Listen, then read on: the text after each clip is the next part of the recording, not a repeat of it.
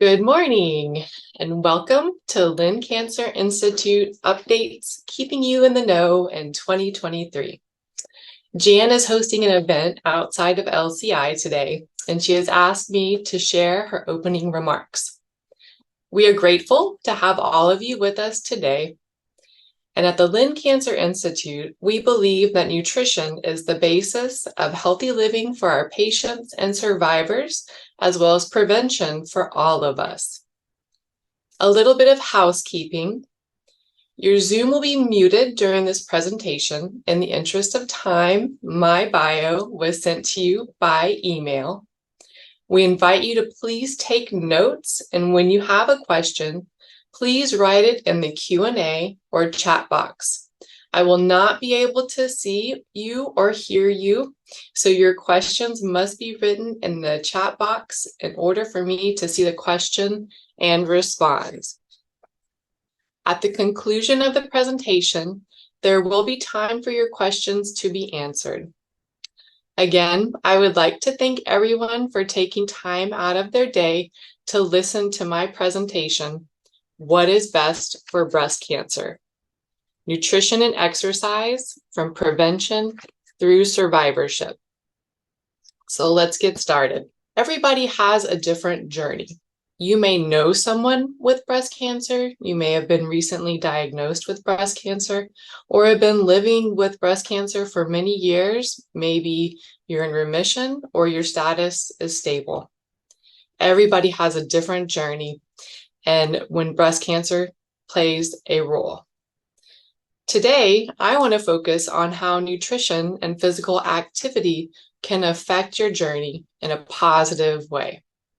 We will start our discussion with prevention.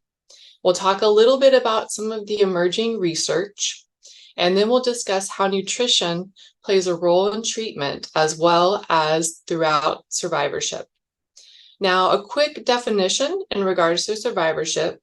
One is considered a survivor from time of diagnosis to the end of their life. So a survivor can be all-encompassing. My hope for today is that you will learn at least one thing that you can take away that will benefit you in your journey, whatever that looks like, with breast cancer. So October is Breast Cancer Month, as I'm sure we are all aware. Everywhere we look, we see pink. I know in my neighborhood, I live in West Boca, out near South County Park. For the past 2 weekends, we've had some sort of event that has been based around breast cancer, whether it was the American Cancer Society's Strides Walk, or then last weekend it was a 5K run. It's really everywhere, right? We go in, we go to fundraisers, everything, the buildings are turned pink. We see pink everywhere. So what I wanted to do is I wanted to explore that pink side, like why pink? What does that mean? And how does that really tie in to prevention for breast cancer? So, where did the pink ribbon come from? And why do we even use pink? Got Pink is everywhere in October for 31 days. Besides Halloween, in my world at least, that's all we see is pink. I even went out and bought a really cute pair of pink pants just to, celebrate the month.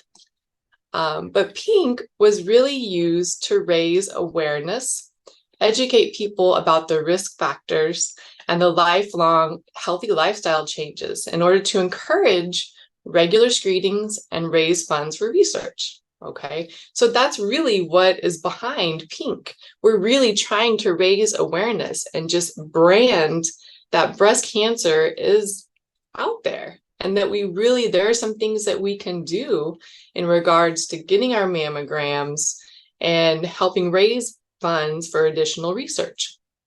So I went a little bit further to see where this all started. And so what I found was in 1985, the American Cancer Society teamed up with Imperial Chemical Industries Pharmaceuticals in order to promote mammography. Okay, so that's kind of where we started developing the idea that we need to get the word out about breast cancer. The pink ribbon came about in 1991 when this lady, Charlotte Haley, knew a breast cancer survivor and started handing out peach ribbons. So even though it wasn't pink, it was still the ribbon. And about later that year in 91, the Susan G. Komen Foundation started providing pink ribbons. And then it wasn't until 1993 when Evelyn Lauder with Estee Lauder Companies founded the Breast Cancer Research Foundation, and the pink ribbon became that symbol. So why pink? So I did a little further research into the color pink. So the color pink is really, as far as emotions go, it really focuses on love and femininity and innocence and romance, okay?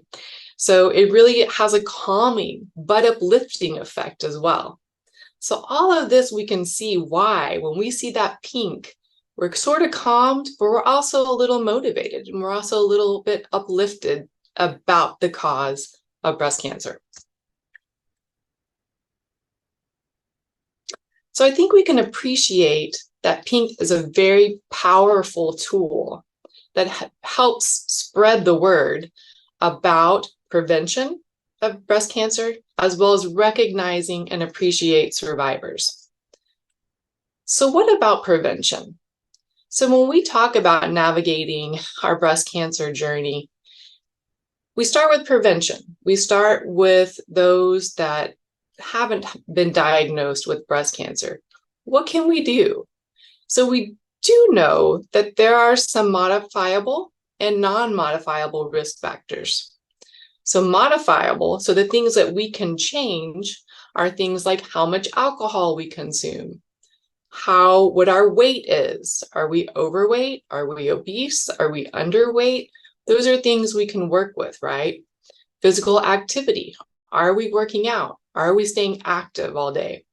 And then our nutrition habits. What is it that we're eating all day long? These are things that we have choices over and that we can change. Now, non-modifiable, which is also influential in breast cancer, things like genes and race, we don't have control over. But again, I want to focus on those things that we do have control over. So when we talk about prevention, I also like to tie in a lot of the emerging research, okay? So who is leading the pack out there on pinpointing what it will take to prevent cancer and eventually eliminate breast cancer? So the American Institute for Cancer Research is one of the forerunners, okay? They provide a ton of funding that helps research related to how our foods, how our physical activity, and our weight are all linked to reducing women's risk of breast cancer and improving survivorship. So a lot of research is emerging all of the time. And so some areas we're a little bit clearer on, and some areas we still need a lot more research. But what we do know is that diet and exercise always emerges on top. And those are the areas that we can focus on the most.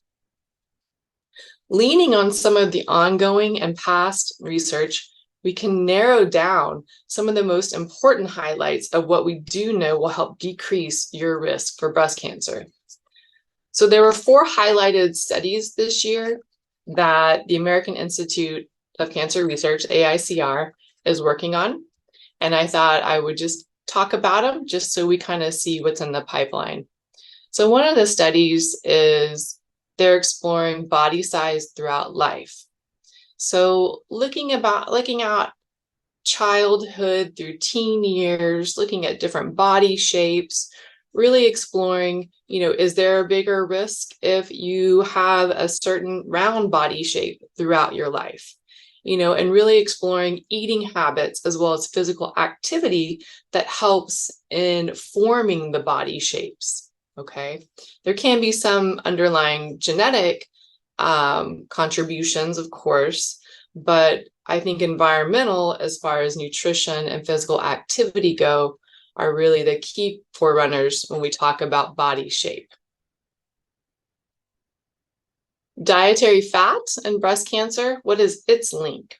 Okay, so we know that foods that are loaded with a lot of the bad fats, like our saturated fats, so where do saturated fats come from? So those are our animal products mainly. So your whole milk. So a lot of the fat that's in like your dairy products or your beef or your chicken, if you're eating the skin, things like that. That's where our saturated fats or bacon, things like that, that are we consider our bad fats. We know that those fats are loaded with calories. Okay, so all of these extra calories we may be consuming, it makes weight gain an issue. But can that particular dietary fat by itself, is that contributing to increasing the risk of breast cancer? That's one of the big studies that we're doing now. Now, just as sort of even if you didn't have a diagnosis of cancer, limiting your saturated fat is very, very important for heart maintenance. We don't really want to run a higher risk of having cardiac events. So saturated fat is something that we should all decrease in our diet anyways, okay? So right now, there's not enough evidence to say that definitively eating dietary fat is going to make cause breast cancer or contribute to it. But it is something that they're going to continue to study. How about vitamin D? I always find this interesting. Now, as a disclaimer, we always want to make sure that we have our vitamin D levels tested. We don't want to start supplementing with vitamin D just because we think we might have an issue. We do know primarily that vitamin D comes from sun exposure. There are some foods that are rich in vitamin D, but for the most part, people usually supplement vitamin D. Vitamin D is a fat-soluble vitamin, so we don't want to consume excessive amounts if we don't need it, because our bodies will store it in our fat cells, which can become toxic over a long period of time. So we definitely don't want to, start just self-diagnosing and supplementing, okay? But there could be a link in low vitamin D levels with breast cancer. So my recommendation always is to get tested, see where your vitamin D levels are, and then proceed from there. Exercise and breast cancer survival. Now, this is a huge area of research, and it is so interesting because it's one of those things that we can control, right? We can control what we put in our mouths, and we can control the amount of exercise that we do. So we do know, and the evidence and the research keeps coming out, that being active reduces a woman's risk of developing breast cancer. So specific recommendations are, still kind of in the pipeline. So we have the general recommendations for exercise, which we'll go over a little bit later. But exercise across the board, whether for prevention, whether during treatment, or in survivorship, is so important, okay? Improving quality of life, decreasing fatigue, and just reducing stress and helping us with our weight management. So if you're not exercising, maybe that's one of the takeaways that you can take away today, is think about how exercise would fit into your life. Diet and breast cancer. There's a lot of buzz, of course, right now with the Mediterranean diet, and it just keeps coming over and over again. All of the benefits that we keep hearing about the Mediterranean diet.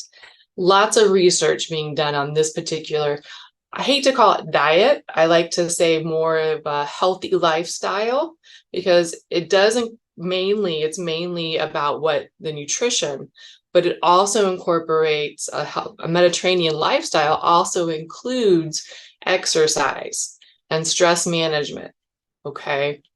So, but more specifically with the Mediterranean diet or the nutrition side of it, a lot of research going into the carotenoids, Okay, so our oranges, okay, our orange and reds, okay, those are the carotenoids or the phytochemicals that make the orange and red pigments in fruits and vegetables. Okay, so making sure that your diet is rich in foods that contain the carotenoids is very important and will help sort of supplement that Mediterranean diet. It's a part of the Mediterranean diet, and overall, the diet can help lower your risk of developing breast cancer.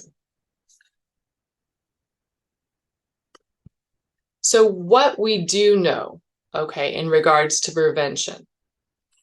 So we do know that many of our breast cancers may even be preventable, okay, through exercise, through physical activity, through nutrition. We do know that there are aspects that we can help.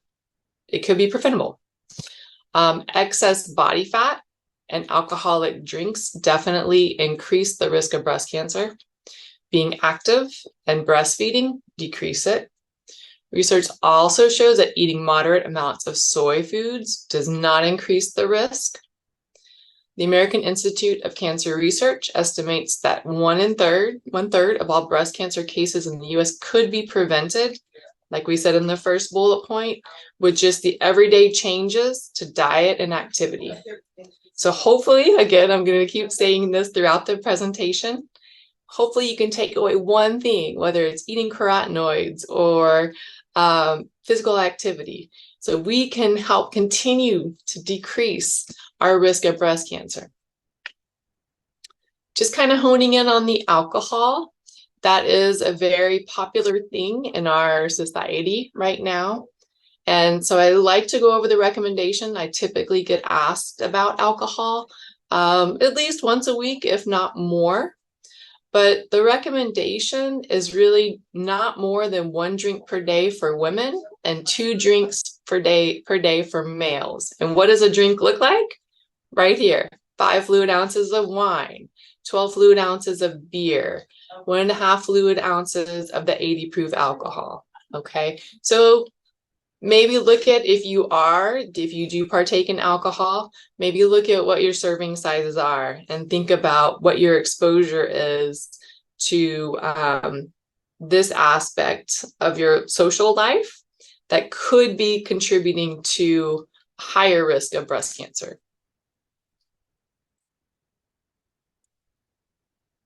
So we're going to move from prevention now and talk more about what do we do? How does nutrition and physical activity play a role when a patient has been diagnosed with breast cancer and we're treating? So we're actively treating. So whether it's radiation or chemotherapy or immunotherapy, how does nutrition and physical activity play a role?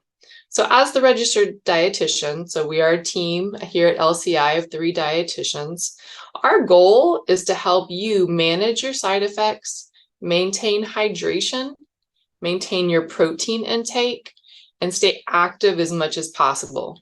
So these are the main things that we discuss with you because we really want to make sure that your experience with the treatment is as good as we can make it, okay? So managing side effects. So what side effects am I talking about? So specifically, I'm looking at dehydration, which sometimes we see that in chemotherapy. So our goal is to make sure that you're consuming enough hydration as well as electrolytes. Some patients experience diarrhea with the mainly chemotherapies or immunotherapies or oral chemos. So our goal is to make sure if you are experiencing diarrhea that we can slow that diarrhea down. Some foods make it worse, some foods make it better.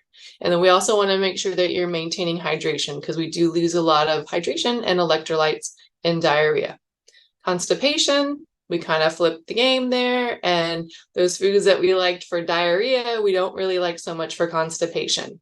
So, but again, there are foods that will help with constipation and there are some that will make it worse. But again, hydration is key. We got to stay hydrated and we got to stay moving, especially when we're constipated. Nausea, we like to really sprinkle in some ginger and just some small frequent meals, things like that can really help manage the nausea. A lot of my patients experience a little bit of weight loss, but then on the other side, especially with my breast cancer patients, I do see some weight gain. So how do we manage that? What are we going to do? So I will meet with you one-on-one, and we'll really try to tackle what you are eating, and we'll try to help and see how we can make it we can enhance it to meet your goals. Okay, because if you are losing weight, we don't want to see a lot of rapid loss. And if we're gaining weight, we don't always feel so comfortable in our bodies. Okay, so those are the things we'll help you with. Fatigue, also super important, to stay hydrated, to stay physically active, and to make sure that you're getting enough protein. And mucositis, that traditionally comes or can be a side effect of chemotherapy. So that's when you might experience some mouth sores, some open, some really sore mouth. So then we'll tweak what you're eating and make sure that it's softer, more liquid, so that you are still getting that protein in to help you heal any of those mouth sores that could be developed. So managing healthy lifestyle through nutrition. So again, our pillars are to maintain that proteins and staying hydrated. But we also want to look at if we can decrease the inflammation that's going on inside of our bodies. Okay, so there are certain foods that help decrease inflammation. But we don't want to eliminate completely carbohydrates. There's really not a food that we're going to say, no, that's bad, don't ever do that. Okay, so carbohydrates we still need because we still need energy. Okay, but we can adjust which carbohydrates are a little bit of a healthier choice over those that aren't as healthy.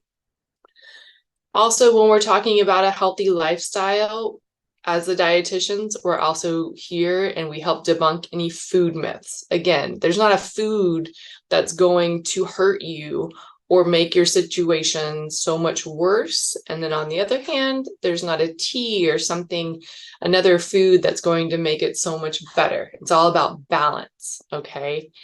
Dairy is not going to make breast cancer worse, but we do ask that we kind of streamline dairy. Remember that saturated fat from before when we spoke about prevention and the emerging research? So the saturated fat is really not good for anybody. So if you are going to do dairy products, you want to make sure and go low fat or fat free. Same with sugar. Sugar does not feed cancer. Okay, so we're not, the sugar's not going to, you're not going to eat the sugar and it's going to go straight to the tumor and make it grow. Okay, there are healthier choices out there because sugar, honestly, added sugar, so refined sugar that we might find in cookies and cakes and pies and things like that, doesn't really do a whole lot for us. So we may try and swap it out with healthier choices of like naturally added sugar, because we know naturally added sugar, naturally containing sugar foods that are like your starchy vegetables and your fruits, those are going to offer us a whole lot more than just that sweet satisfaction. They're going to give us fiber and phytochemicals and antioxidants. So although there are better choices, we're not going to completely take away sugar. Soy is another one that there's a lot of research on. Basically, what the research is saying now is that soy may even be a little bit protective. But when we talk about soy, we only want to do whole sources of soy. So, we don't want to do a lot of the soy that's really processed that you're going to find in a lot of the processed foods, the frozen, fake meat foods are going to contain a lot of these type soy products. Okay, so you want to focus on like tofu or soy milk, things like that are going to be maybe even beneficial, and they're great sources of protein as well. So typically I have a high protein, low inflammation, carb friendly meal plan, and this is what I offer to some of my breast patients who are really interested in changing how they're eating, whether they're on treatment or going through survivorship. Staying active. The recommendation for both prevention and survivorship are the same. Okay, so that was one of our emerging research topics. We're trying to hone in and get a little bit more specific to see if we need a little bit more resistance training for patients that have been diagnosed with breast cancer, or maybe a little more cardio. We're trying to tweak that and figure out through the research. But right now what we have is 150 minutes per week of moderate exercise, or 75 minutes per week of vigorous exercise. So vigorous is defined as like running marathons, swimming, intensely. Not a whole big chunk of our population can meet that vigorous guideline, but the moderate exercise is attainable. That's really walking at a brisk rate, getting your heart rate up, maybe jogging, maybe swimming at a rate. Basically, we want to get that heart rate up. Okay. We want to do a little bit more than just light exercise where we're just taking strolls, okay, around the neighborhood. We want to, beef it up a little bit. We also want to include 2 days per week of resistance training. So we want to work all the body muscles and the muscle groups. Okay, so whether one day you do upper body and the next day you do lower body, or however you work it in your routine. But it's really important to try and get 2 days per week for at least 30 minutes of that weight resistance training. So whether it's light weights or bands or body weight exercises.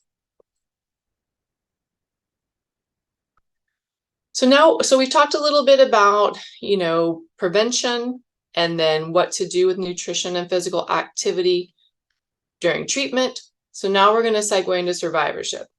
So this is a time where you've completed treatment. So you no longer have radiation, you no longer have chemotherapy or immunotherapy, but your physician has recommended that you start what we call either aromatase inhibitors or selective estrogen receptor modules.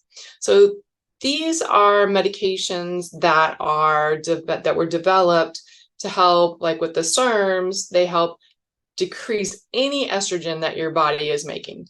Okay, so that is going to likely or could contribute to some side effects. So where does nutrition play a role in some of the side effects that you may experience with these type medications? So some of the possible side effects are things like bone loss. So what can you do for bone loss? Or to, prevent bone loss, we can do those weight-bearing exercises. Remember, you're supposed to do it 2 days a week anyways, right? So that's what is included. That's what you can focus on, that weight-bearing exercise. You already should be doing it 2 days a week, or that's something you can start doing. Calcium and vitamin D supplementation, again, based on your doctor's recommendation. Fatigue can be a side effect with some of these medications. So where do we go with fatigue? Just like if you were on treatment, we would focus on hydration, focus on protein, focus on physical activity, okay? And then just overall healthy eating. But that physical activity, that just keeps popping up, okay? That's helpful in so many avenues. Muscle pains, sometimes I've heard, some of my patients have joint pains as potential side effects for some of these medications. There's some research, it's still not as progressed as we would like, but possible vitamin D supplementation, but again, under your physician's recommendation. Weight gain potentially is a side effect of some of these medications. And again, you can work one-on-one with the registered dietitians here at Lynn, and we can help you formulate a healthy lifestyle and eating pattern and encourage that physical activity component. So our key takeaways with survivorship is when it comes down to it, the closer we can get to a healthy body weight, as defined as a body mass index or BMI of less than 25, that's really going to help us really manage as far as what our body can take of the estradiol that's circulating. So estradiol it's a precursor to estrogen.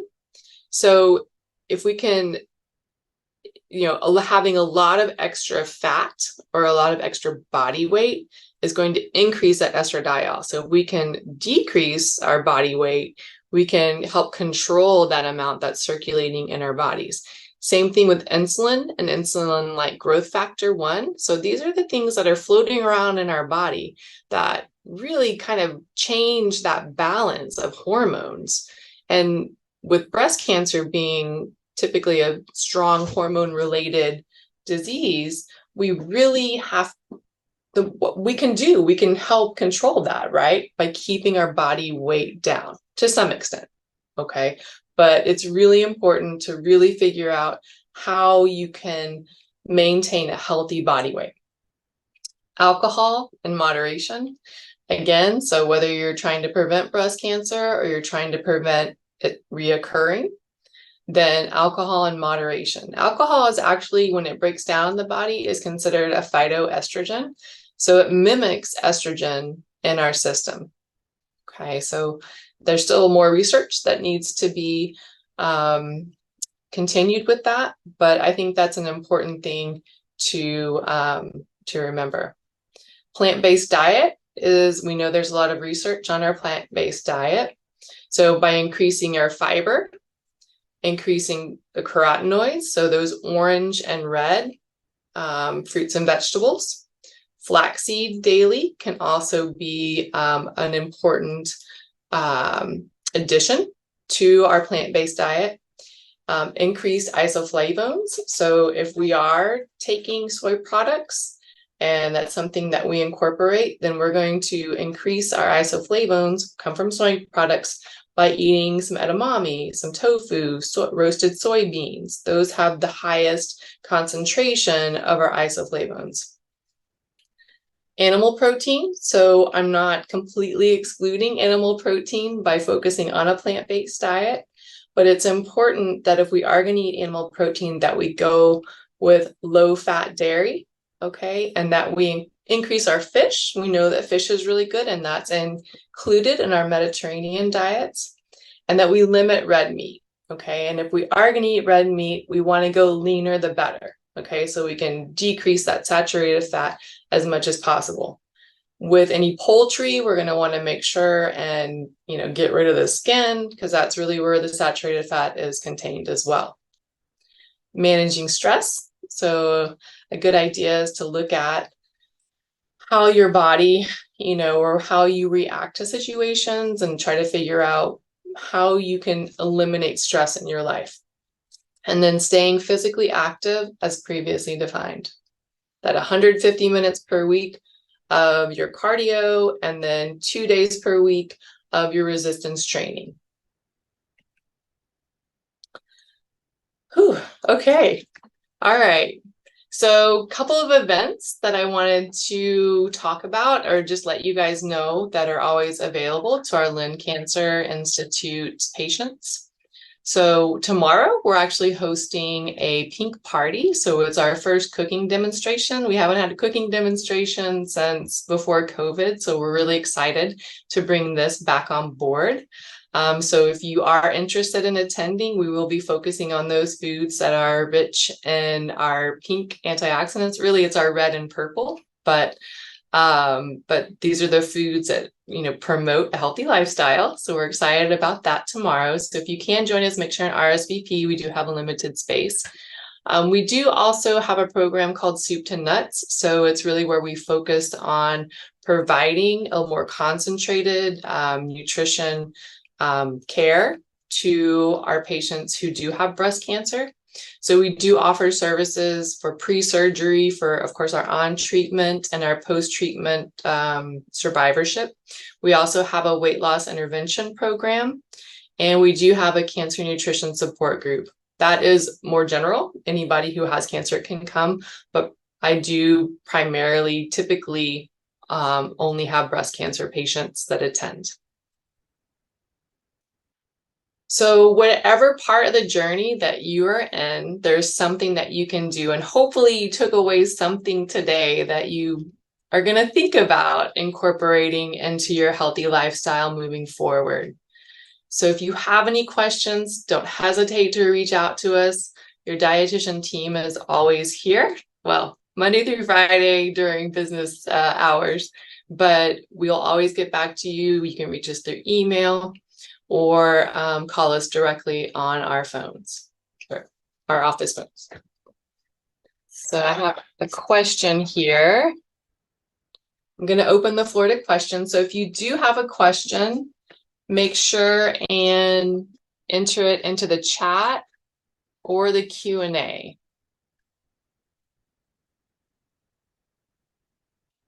Oh, not a question, just a comment. Okay, thank you. Thank you, Francine.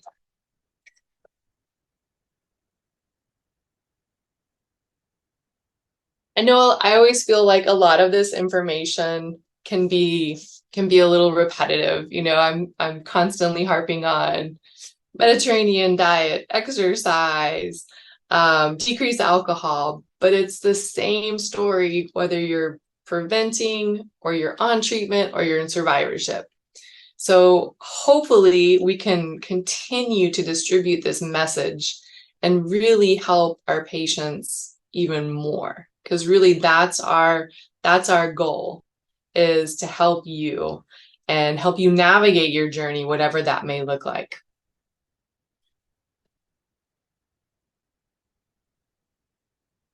So I do have a question. There's so much literature regarding healthy eating. Why do you think it is hard for people to conform? Ooh, that's like the $1,000,000 question. So I think to some extent, I think there is a lapse in getting the word out. So educating the population before cancer comes into the picture. I think if we had more education, maybe that went beyond just the 1 month a year, that would help a little bit, and hopefully reducing preventing cancer by what AICR estimates of 1/3. I think it's hard for people to change, even if they are educated and they know.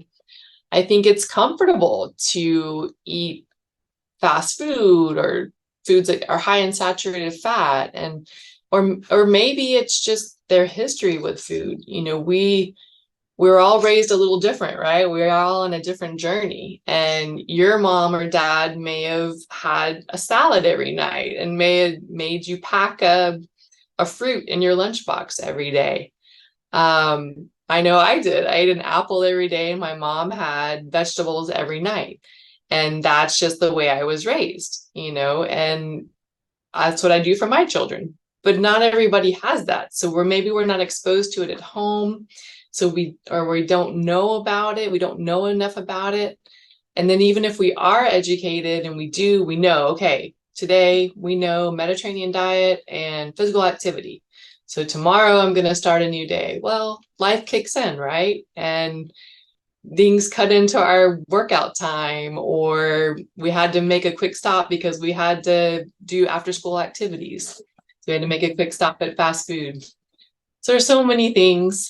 I wish I had one good answer to help with that. Do you think there's benefit in organic vegetables versus non-organic produce? If we're talking about the nutrition quality of organic versus non-organic, there's some studies that say it's not necessarily more nutritious. And then there's some studies that say it can be. Now, where I fall into with the organic that I believe in is nutrient density is one thing, but it's also that exposure to chemicals. So it's that exposure to our pesticides and fertilizers that I don't like. And there are some fruits and vegetables that have a higher risk of having more of those pesticides and fertilizers adhere to them. And there's something out there called the dirty list. I think it's the top 12. And it's the environmental work group that posts that list. It's online. It's free. You can look it up. So those fruits and vegetables, I would probably 90% of the time buy organic if I could, because those are the fruits and vegetables that have the most pesticides or fertilizers attributed to them. So that's when I would say organic is more beneficial than non-organic. Let's see, when it comes to exercise with breast cancer, can I use the Gazelle? I think so. I think as long as you're getting your heart rate up. I believe the Gazelle is the thing kind of like, it's like where you move and you're moving your arms, I believe. As long as you're getting your heart rate up, that's great. So you're doing that 150 minutes per week. That's fantastic. But don't forget about the resistance training. And what's the best way to clean your veggies, whether organic or not? So honestly, I just rinse and scrub mine as much as possible. At one time I did have a fruit and vegetable like little brush that I only use for fruits and vegetables, but really it's just water. I mean, some people will use like a vinegar solution, and that's okay. I mean, to be extra cautious. But I think that's where you can kind of go, okay, well, how much energy and time am I going to put into this? Do I want to just go ahead and buy the organic berries and, not have to wash them as much? Or you still have to wash them, but not have to scrub them? Or do I want to scrub them more? So I just use water and a little scrubbing brush.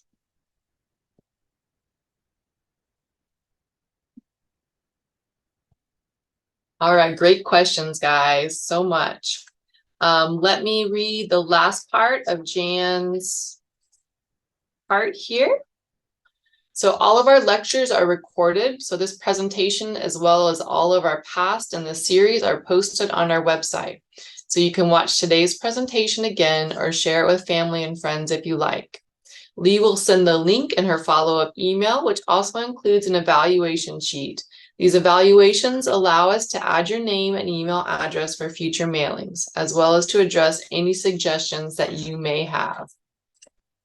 We appreciate everyone who has joined us today, and we hope to see you for our next presentation in November.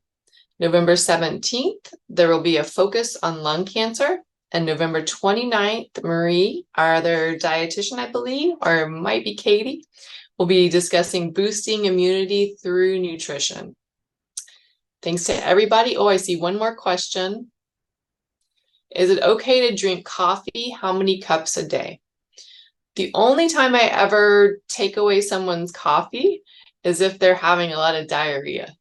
So that's the only time that I really say, but that being said, too, if we're also concerned about any weight issues, then, we can really add up the calories in a coffee if we're adding a whole bunch of creamers and sugar and things like that.